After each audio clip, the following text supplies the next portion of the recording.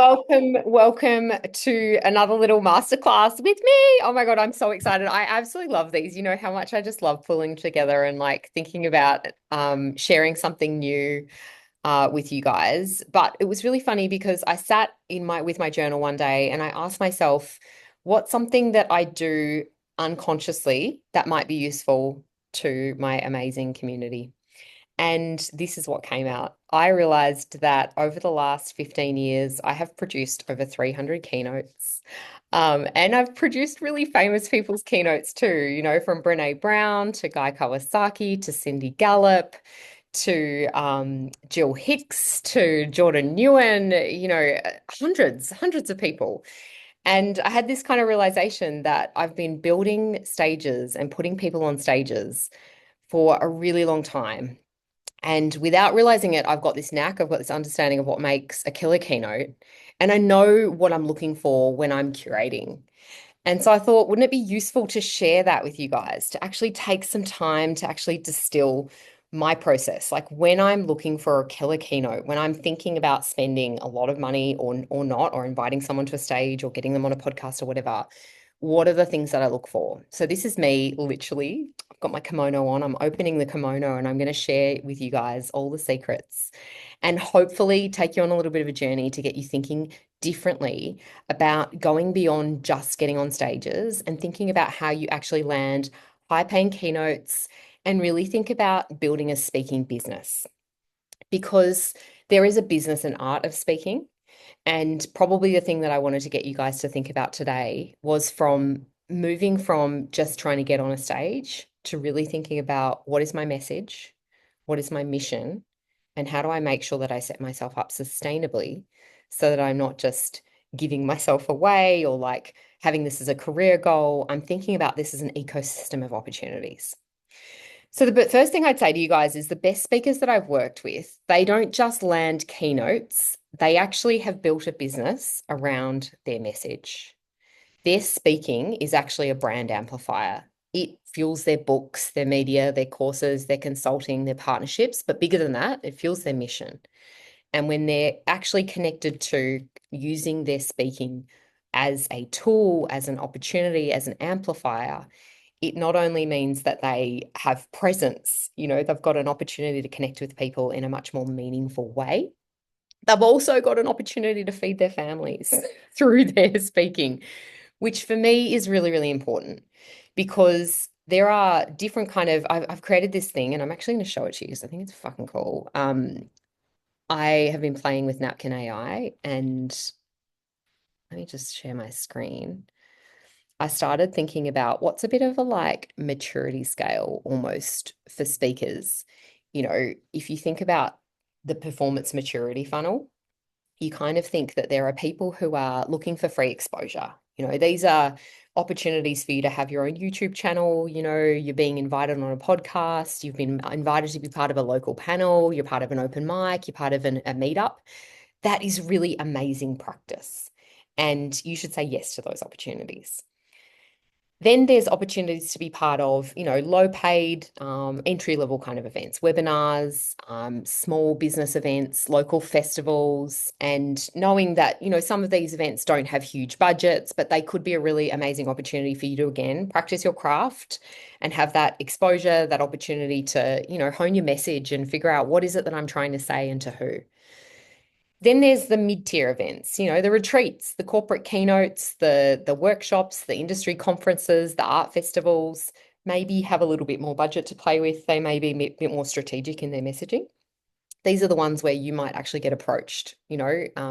So if we want you for these reasons, Helen, we'd like you to speak for this particular reason. And then, of course, there's the premium events, the Fortune 500 brands, the speaker bureaus, the national conferences. These are the glossy ones that you see on people's LinkedIn and you get the FOMO. You're like, oh my God, how do I land those? But even more than that is that next level. Those elite ones that you just see, they're the faces that are on those like big Tony Robbins events and it's got all the people that you kind of know and that are familiar to you, world-renowned speakers at global summits, international festivals. That's that kind of household name kind of energy. And I just sort of thought visualizing that and seeing that would be a really useful activity because often we just think, I just want more gigs. But I actually want to encourage you to think about, where am I at in that stage? I just lost my picture, which made me sad. Let's bring it back. Um, where am I at in this little journey that I'm on right now? And where should I actually be focusing my energy? Because it's not going to be the same for everyone. For some people, where they need to be focusing is moving from that low paid or that free into the mid tier. And actually, that's a very, very different set of activities than moving from mid tier into premium and elite. And so, self locating right now, where am I actually on this scale? And what am I charging right now, if I'm charging anything, is a good question to sort of ask. So I wanted to talk to you guys a little bit about what separates for me the difference between like a high paid, glossy, glamorous, real high ticket speaker, or a performer, or someone who we just know is a bit of a draw card, versus someone who potentially you're giving a bit more exposure to and you're wanting to hear their message, but they may not be as well known. So the different paths, I think, are really kind of interesting. You can have business leaders and industry experts, and you think of like, your Gary V, your Guy Kawasaki, your Seth Godin, your Brené Brown, etc. These are people who have established themselves as thought leaders, business leaders, industry experts. Then there's the nerdy professor scientists, Hannah Fry, Michelle Simmons, Dr. John Medina, actually, famous in their field. You think of Neil deGrasse Tyson, like there's this whole field of professors, scientists, geeky, kind of amazing speakers who, command really high speaking fees, but they're in a different category. Activists and artists, Adam Goods, Jill Hicks, Damon Gameau, Taran Bromfitt, absolutely incredible. They've got a real kind of movement to their message. They're thinking about the impact. They use their craft to connect to a mission, to something sort of bigger in terms of their purpose. Then you've got your comedic types, your JP Sears, your transformational storytellers like your Brené Brown, your Elizabeth Gilbert, and your musicians, your performers, your DJs, your spoken word artists, your musical storytellers. And actually, when I used to curate Wired for Wonder and I had over 70 speakers each year, I would go to each of those categories and actually try and curate a really interesting, very diverse group of speakers. And I'd always look to get balance when it came to gender and thoughts and all these different things. But I think what's useful is to think about, which category do I fit? And kind of funny, but for a long time, I wasn't really sure where I fit, because I sort of wanted to be like a business leader, professor, scientist who was also like purpose driven and a bit funny. And and that's okay, but like when it comes to being booked, it's not necessarily like someone can just go to that category and pick you off the shelf. And so it can be helpful if you are looking to sort of move into those different categories to actually think about, which is that primary category that I'm just going to go after and try and own. Because that just makes it easy for event organizers. And at the end of the day, event organizers are looking to create an amazing experience for their audience. And you can be a really important part of that. And if you're clear on the value that you provide and the message that you're delivering, then that becomes a really clear and easy engagement for the event coordinator or the event organizer to kind of get in and have a conversation around. I don't know why my hand is raised. I don't know how to take it down, but it just looks like I'm giving a high five. So just like think of it like that.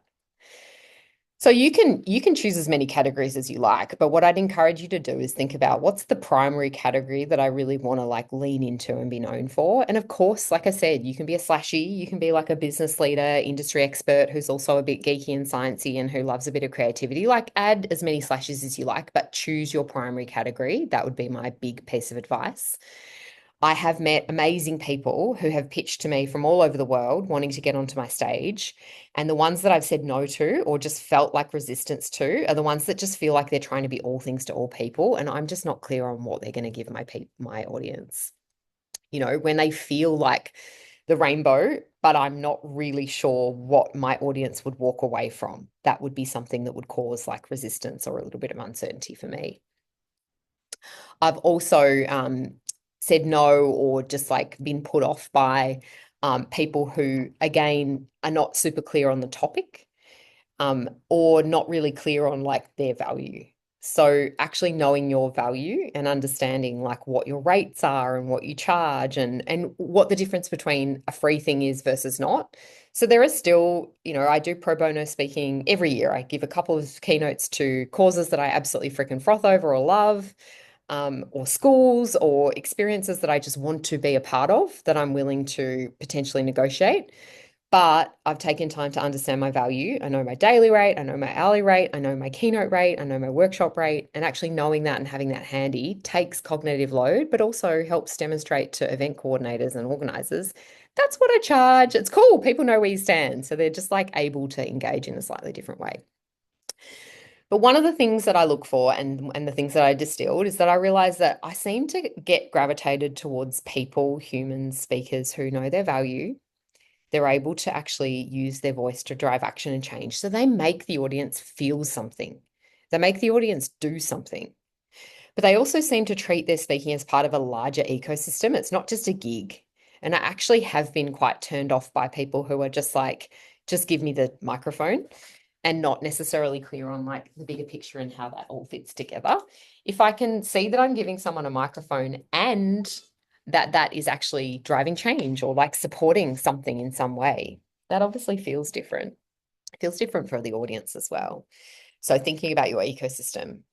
And of course, then we can talk to the energy. Like a great speaker, because of that clarity, because of that confidence, they command attention, they fill room. They actually are able to have an energy and a vibe which can be translated. Like when you actually look back and you peel back, I've written about this in my book. I talk about the fact that all the best speakers, all the best thought leaders, all the best humans that I've met in my life have got this communion with their wonder. Like they're in touch with what makes them unique and they use that to their advantage. So JPC is with his humor, Hannah Fry with her nerdiness when it comes to the art of mathematics. Brené Brown and her ability to research and really get insight and really connect that with the human experience. These people are able to use what makes them unique and special and distill that into an experience that translates for an audience. And that honestly is just, it's a beautiful thing. So, as I said, some of those traits that we're looking for are people that know their value, they can command attention, they're able to drive action, and they've got that kind of bigger picture ecosystem approach. They kind of have their shit together. That's like the reality. A really great speaker seems to have their shit together. Now, that doesn't mean that they're not ADHD or have a bit of chaos or a bit of disorganization. Like I don't equate having your shit together with being organized, by the way. Having your shit together, the way I define it, is like energetically, you kind of know you're on mission. You're in touch with yourself authentically. You're actually able to own that you're a bit of a hot mess sometimes. Some of the best speakers I've seen have like rolled in freaking shit everywhere. They're putting together slides at the last minute, but damn, they deliver. And they deliver because they energetically are connected to their message, their mission. It's not about having everything perfect or like not having any mess in your life. It's more about that connection to that vibrancy, that energy, that mission, that purpose, that bigger picture. And I love a few people who I've reached out over the years who've been like, I'm sorry, I'm not interested in speaking for you because, like Seth Godin, he's like, I actually only speak locally because I want to cook dinner for my wife.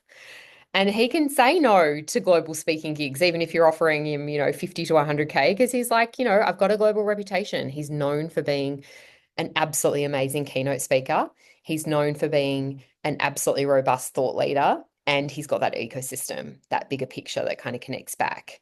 And actually, my dream is that each of you who've tuned into this call, who've tuned in, who are watching this masterclass afterwards, that you actually have the ability to say no to speaking gigs because you are only saying yes to the right stages and you're saying yes to the right stages in the right stage. So I mentioned to you that maturity model before. For me, I might say yes, like I said, to some pro bono talks that feel aligned to me and my mission.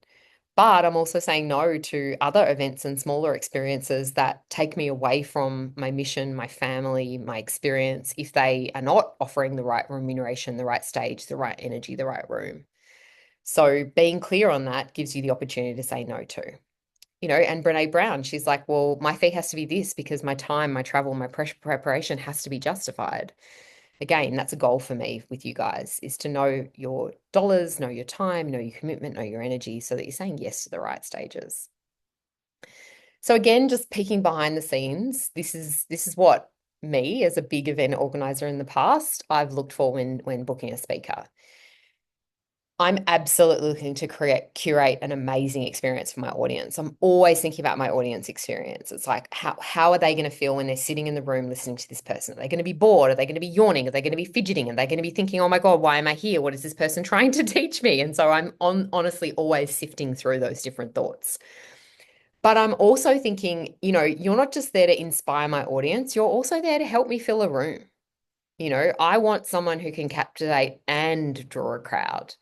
I do want people who have visibility and credibility. Like I have used in the past, um, big stages in that way. And more recently, with my retreats and experiences, I can use my brand to create visibility and credibility for my speakers, which has been a beautiful opportunity to give back.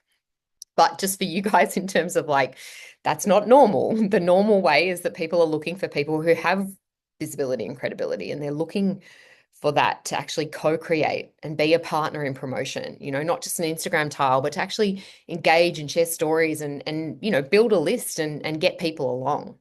So the ideal speaker profile, and if you're looking to book more gigs, is actually to approach the event organizers with more of a collaborative approach. Instead of just asking, can I speak at your event? Will you give me a stage? Say to them, hey, I've got this audience. I like to talk about these things. I'd love to be involved in the co-creation or the promotion of your event. And in return, I'd love a spot on your stage. That's an entirely different proposition than someone just being like, hey, pay me, 10K, I'll come to your event.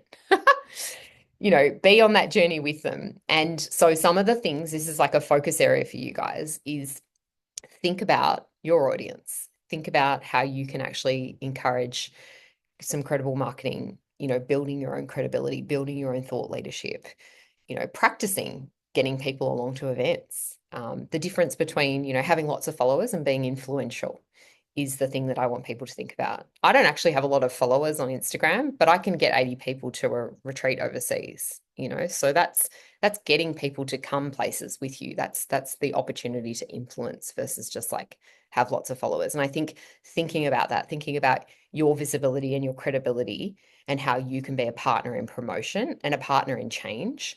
And that then helps you actually shift and move and think about the events that you want to be involved in. So, for example, there are some really amazing events coming up in the next couple of years that are on my radar that I'm like, oh, I love that. I love what John Ye is doing with TED in Melbourne at the moment. He's really looking at making sure that he's very focused on diversity and women speakers. And I love that. And I know every event organizer on the planet is always thinking about how they fill the room. And so for me, actually talking to John about how I can help him draw a crowd by potentially being one of those women speakers, but bringing along my community to experience that is a bit different than me saying, hey, John, can I do a TED talk in Melbourne? Right? Can you just feel the difference there? You can see it's partnership, it's value proposition. It's being part of the journey rather than just turning up and doing a talk. And I know a lot of people are like, I just want to be on stage talking. And it's like, that's nice. But I encourage you to think a bit bigger than that. So you can be helpful by offering to be helpful. Offer a pre-event. Some of the best speakers that I've worked with are like, hey, and Guy Kawasaki used to do this. Hey, Sarah, do you want me to do like a webinar or like a pre-event something to get people juiced and excited about the event? I was like, dude, oh my God, you legend. That is so cool.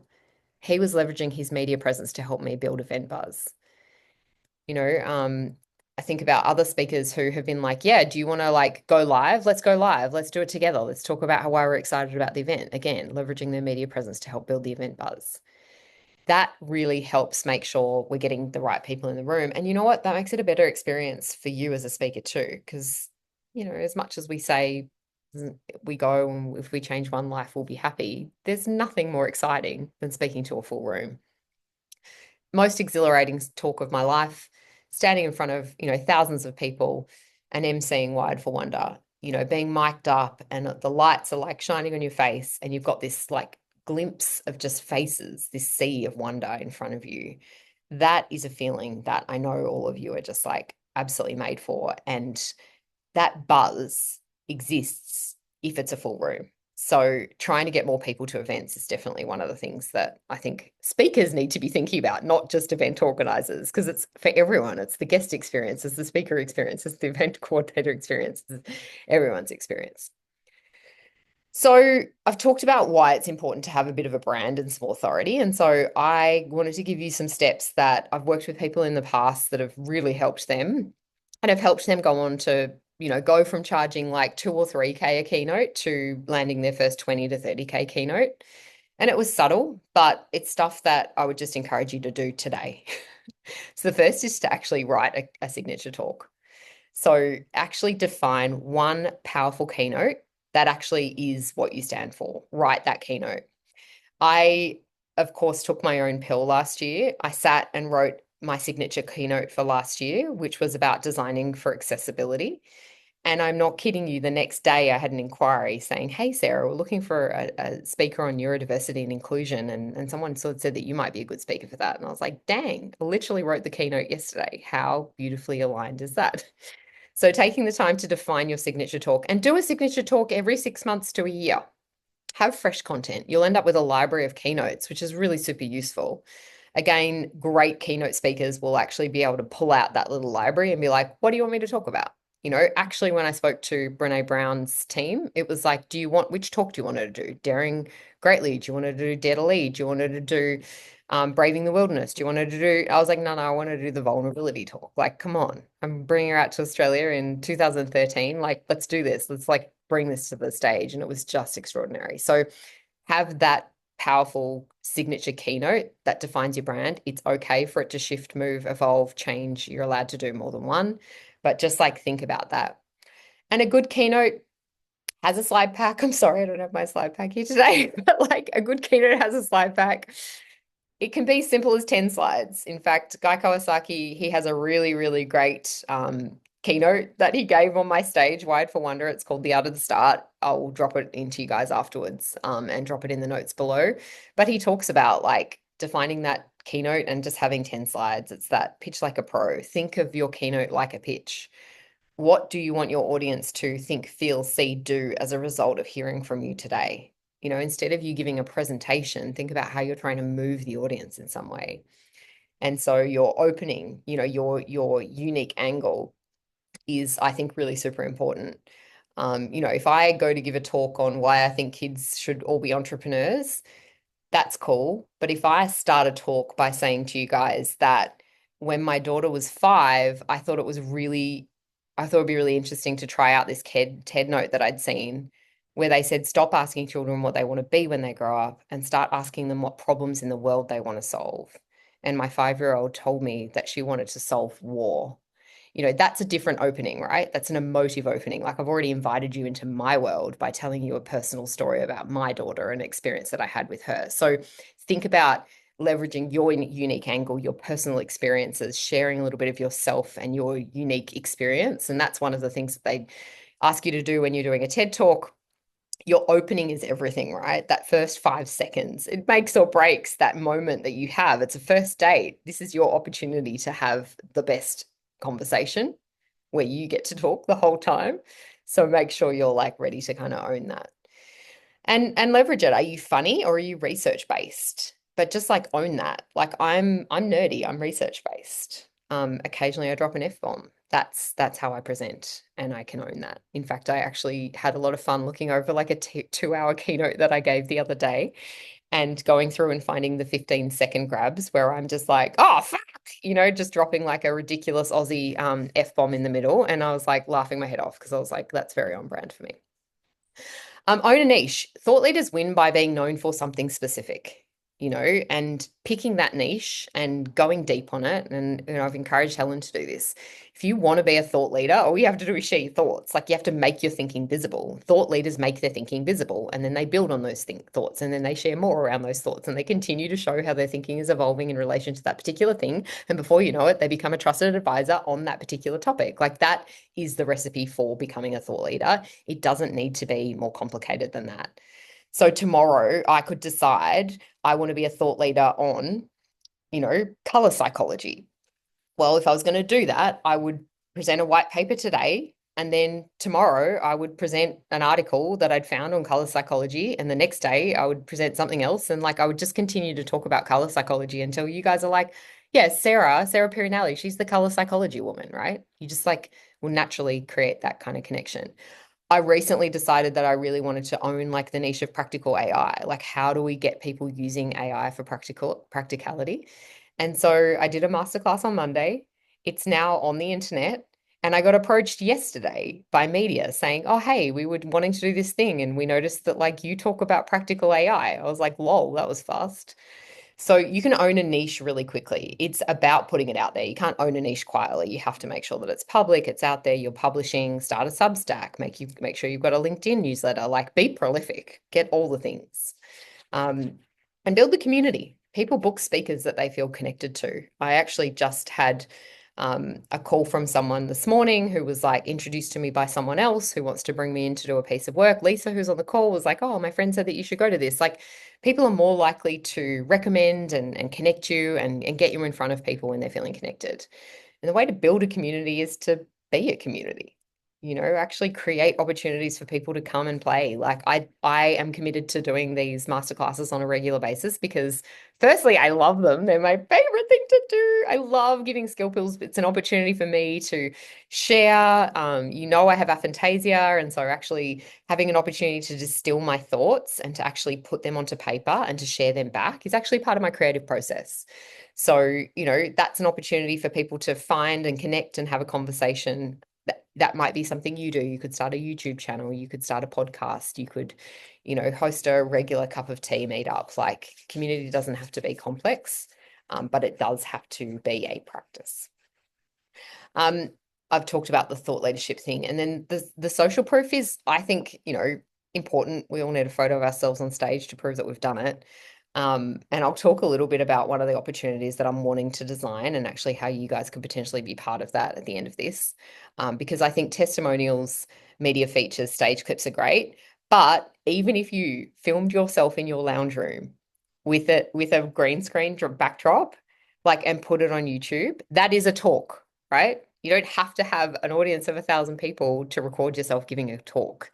So don't let yourself think that you have to be on a stage for that to be a talk. Let yourself do a talk if you want to do a talk. And that's a really great way of like actually building up that library.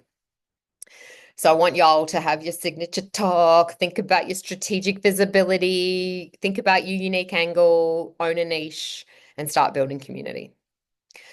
And then I want to talk about media because actually media is a really important thing. I've found a lot of really great speakers through media, whether it is picking up a newspaper and scouring a newspaper, picking up a magazine and reading a magazine article, going through blogs, looking on YouTube.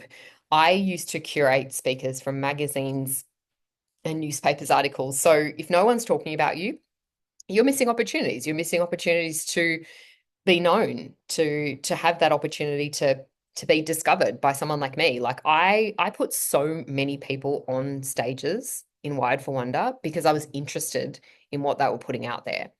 And that got me curious. And I was like, oh, I wonder if they've spoken before. So I'd like, my first question would be like, do you speak? So if I emailed you today and was like, oh, I just saw an article, Soph, do you speak? What's the response? Yes. Excellent.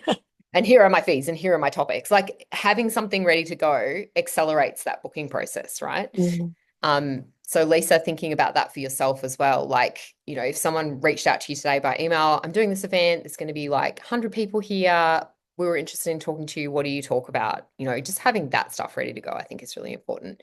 But thinking about, how do I get some media? How do I get my word out there? And, it can be about just reaching out and actually getting yourself out there. Like, I think sometimes people have this picture of like, you have to wait for the media to contact you. But actually, the media are always looking for opportunities to tell stories. And once you're kind of on their radar, they're more likely to reach out to you again. But like I said earlier, that idea of like putting your thought leadership out there still will give you opportunities to attract opportunities to be in media. Yep, might require a bit of effort, might have a bit of negative publicity. It's a competitive landscape, but it increases your credibility. It gives you more booking opportunities. It gives you more opportunities for enhanced visibility, higher demand, better networking, all that sort of amazing stuff. So I just see the pros far, far outweigh the cons when it comes to media, PR, things like that. And I also like to remind people that your talk starts before you step on stage. it actually starts with your story and your why and how you show up in the world. One of the things that I would always look at when I was curating a speaker, I would go to Google and I'd be like, right, I'll give you an example. So if I would have seen your article on the front of the paper and I would have been like, I'm interested in this. I want to know more. So I'd go online and have a little stalk of you and see what else I can see. Now, if I could see you had a blog and some podcasts and some stuff, I'd be like, cool. And then I'd probably reach out. If I went online and was like, I can't really see much, like, where's Sophie's Instagram? Where's her this and that? I often would just kind of give up because I'd be like, well, like, I value your story and I care about getting it out there, but I also want people who, like I said earlier, have that like more stuff going on because that actually benefits my audience. I feel like that means that you're going to be more generous with your story, with your wisdom, with your learnings, with your lessons. So I do think thinking about like what you share, how you share it, all that sort of stuff is really super important. So let's talk about making some money because money is a wonderful thing. It does actually empower us and give us more opportunities. And of course, speaking can be a really valuable revenue stream in your business. And I actually wish people would really think about taking it a bit more seriously and think about it in that funnel that I talked about at the beginning of the thing, because a lot of people are just like, oh, yay, like I had a bump a couple of times a year from a speaking gig. They don't even set it up as a code in Xero or actually think about that as an actual business or thing that they should actually think about marketing or, creating or that sort of thing. So bringing a bit more seriousness to the business model of speaking, for me, means thinking about what is my paid keynote. So Google call me today and go, Sarah, we want you to come and do a keynote. What are they asking me to come in? What am I becoming the global lead on that would make them pick up and have a conversation? And for a long time, my thing was like wonder, innovation, creativity. And that still is definitely one of my things. But that's evolving. And I'm in a bit of an evolution phase at the moment. And I'm spending a little bit of time like getting into like, what is that thing? Um, and actually, I'm taking myself on that process when I'm going to take our mastermind as well as our group coaching on this process over the next couple of months so that we can really clarify. It's not everyone loves this, but I just think it's a freaking no-brainer. Like if you're doing paid keynotes, you should also think about your workshops. Like you should think about your corporate training because corporates have money. They're always looking for opportunities to bring in speakers, people who can inspire their people, give them unique perspectives, provide subject matter expertise. So having some sort of ready to go corporate training is, I just think, money for jam. Like if you're going to spend some time mapping out your business model of speaking, think of it like a funnel. I'm talking on this. Here is the corporate training. Here are the online courses and workshops. Here is the book and the digital product. Here's the retreat and the mastermind. And here's the sponsorship and partnerships in relation to this particular thing. If you're thinking about that, I mean, you're going to win, right? You've got Brené Brown, who I book for a keynote. She's got her Dare to Lead. There's a whole heap of amazing online workshops and stuff. She's got her books. She's also got experiences that you can go and follow her afterwards. And there's ways for you to partner with her and do things. And so while I paid her to come to Australia and speak, she did a lot of business off the back end. I still speak to people who are like, oh, off the back of that experience, I went and did the Dare to Lead, or I did this, or I did that. And that remains true for a lot of the people that I know. Some people, it's keynote book. It's a simple recipe. They're just like, nope, I speak to sell more books. That's my recipe. Cool. They know their recipe. Know your recipe. For some people, it's like I speak and do retreats and masterminds. That's me, right? I love the opportunity to speak, and I often will attract people then to our experiences, whether that's coming to Antarctica or Peru or Fiji, wherever that is. They're like, yeah, I want to go with this woman. I've had a bit of a vibe with her. Let's go hang. So thinking about what's your recipe and having that ready to go, like having an offer, having something, a QR code at the end of your talk that people can actually scan up and learn more and go and have an experience with you afterwards. That's not salesy. That's actually just making sure that people can continue to amplify their energetic experience with you and create this opportunity. And I think moving from sales to solutions, if you're thinking about why am I speaking? What am I trying to get people to think, feel, see, do?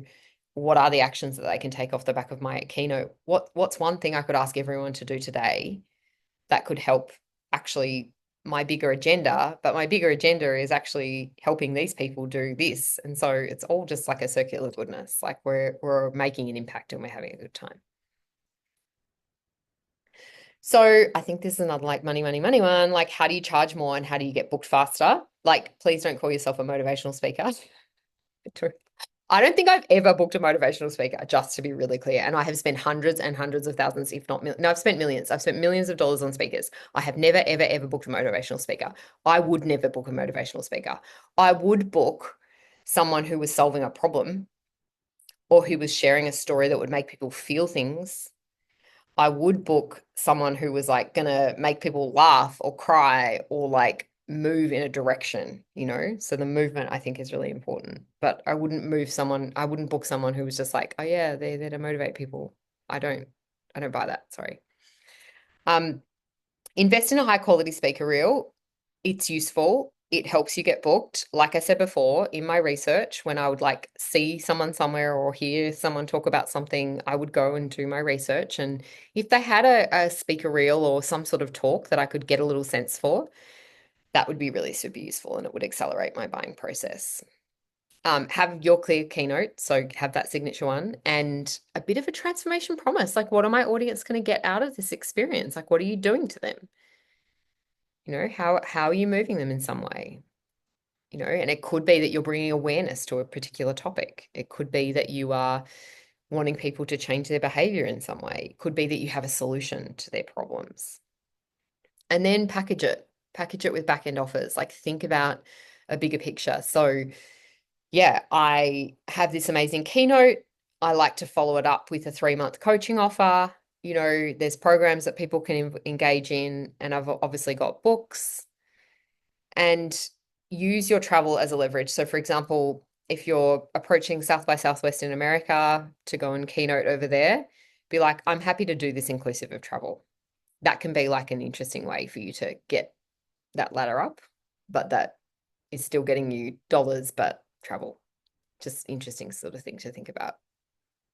I talked to you before about defining your niche, enhancing your brand, clarifying your offer, expanding your service, and of course, valuing your time, but also thinking about that time travel exposure kind of scenario, making sure that you're getting on the right stages. So the next part, I actually have designed a bit of a keynote intensive, which Soph, you're going to be part of, Helen, you're going to be part of, and Lisa, if you want to, you can be part of. And I'd love you to spread the word. I'm only going to do this if I can get 10 people because it's just not going to be worth my time and money otherwise. So I do need help getting 10 people. But if we do it, we're going to design the signature keynote. We're going to figure out your pricing strategy.